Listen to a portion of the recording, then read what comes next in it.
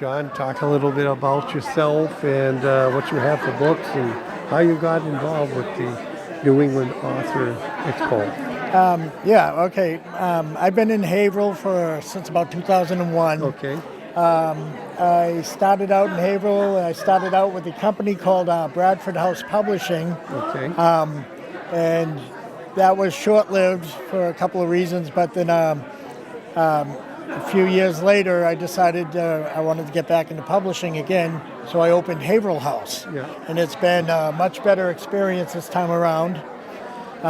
Is it a physical building? Actually, it's mostly out of my house. Okay. It's a big house, so we got room. But I started out as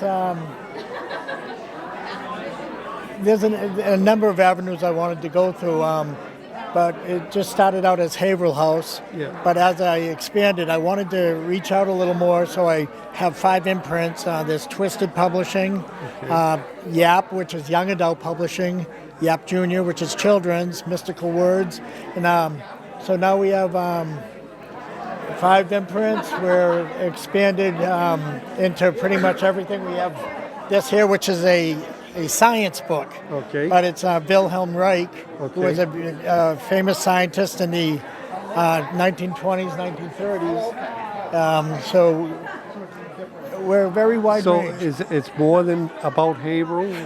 It's Haverhill and more, I should say. Okay, yeah, that's a good point. That's a good way of putting it. A lot of Haverhill authors: Christopher Golden, James Moore. Very good. We got Cat Scully coming out. We have Wittier Than Thou, which of course is a humorous collection which benefits the Whittier Birth House, edited by David Goudsword, who has been working for the Whittier Birth House for a number of years. This is, I think, his 3rd anthology for Whittier. But he wanted a more Haverhill-centric publisher, and I agreed to go with that. So, in 2 months, we're going to be publishing. She's now 16, but a 15-year-old young lady who is at Haverhill High School. And she had sent in, she got up the nerve, and she sent in her collection of verse and prose. Okay. And I read it, and I'm a father of 5 daughters and a stepdaughter. I recognize the angst, the things that teenagers deal with. And so, and I really appreciated her nerve to submit these things to us, because it's very personal, it's very honest, and so I agreed to publish that. And the really good thing about that is that out of more than anything else here, I had a hard time knitting in with the community for many reasons I'm not really sure. This really grabbed the community. But her name is Gabriela Vargas. You may recognize the last name. Yeah, it's Andy Vargas' little sister, which I didn't know when she submitted.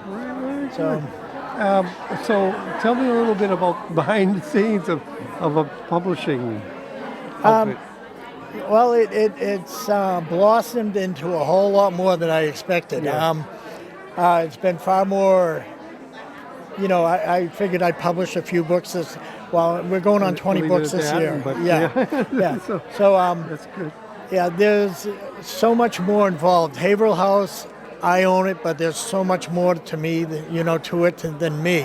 I have editors, 3 really good editors. I have readers like Tony Tremblay. I bought one of his novels a couple of years ago. Now he's become one of my go-to readers. I send him manuscripts that come in. I've got in-house artists. I've got, just a lot of. There's so much more than meets the eye when it comes down to the publishing, and a lot of it is community-based. There's a lot more outside too. Technically, what's involved in publishing? Well, you start out with. You depend on other people to send you their work. Yeah. What you have to do is you get manuscripts. You've got to weed through, I'd say right now we have a backlog of probably about 250 manuscripts. And that's why we need a lot of readers. But And And you don't take each and every one. no, no. You We have probably, to decide. it's Yeah. very far and few between actually. And a lot of it is where we want to go as a publisher.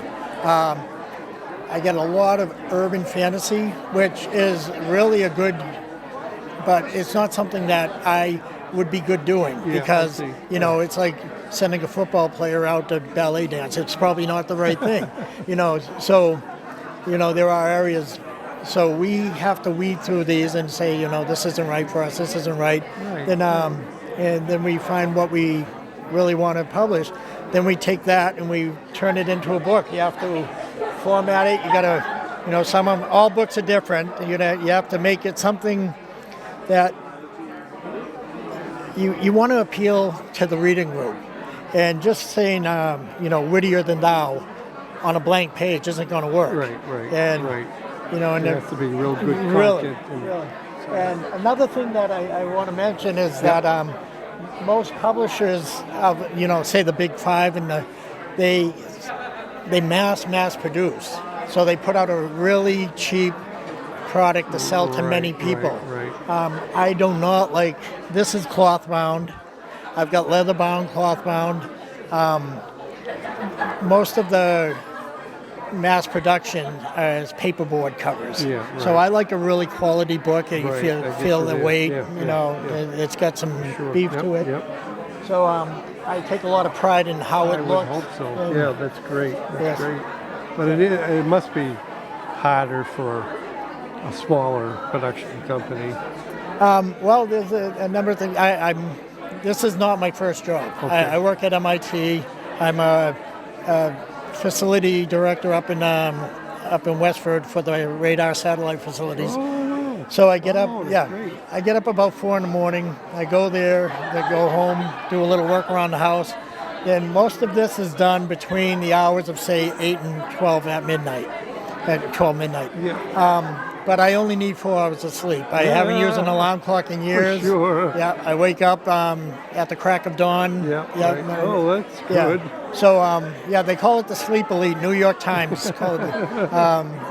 There's a number of people, Obama, Oprah, Bill Gates. So that is my blessing Yeah, and also right. my curse.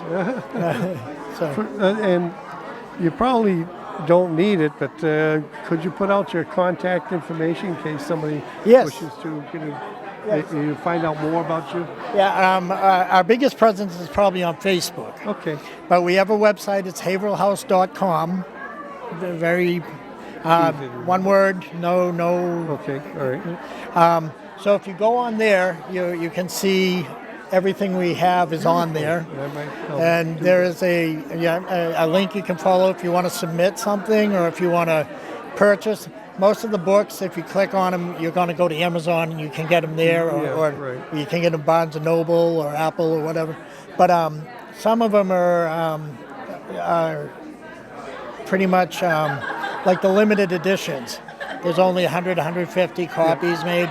Those you have to buy through us. But All right. So just quickly, if you could give some kind of tips for anybody who's out there looking to publish a book, or maybe especially for the first time type of thing. yeah, well, as a publisher, make sure your book is as good as you can get it. A publisher will read 15 pages, and if it's really not well, it doesn't have to be perfect by any means, but if it doesn't catch, or if it's uneven, make sure it's the best product that you can put out yourself. And it's really not a bad idea to get your own editor. Yeah. We will edit as well, but you want to present something. You're selling a product, so that's what you want to do. Is you want to sell your product, and so make sure it's good. Right. All right. Yes, because we get, as I said, so many submissions that we can't take the time to go through each one. Right, So that's and believe in yourself. That's very important. Be yourself. Don't try to write like another writer that you admire, because they're going to see it right It'll off. Never work. Yeah. Right. Yeah. John, thank you very much. Thank you very much. And I'll see you around town. All right, I appreciate All right, it. good, Thank you. thanks.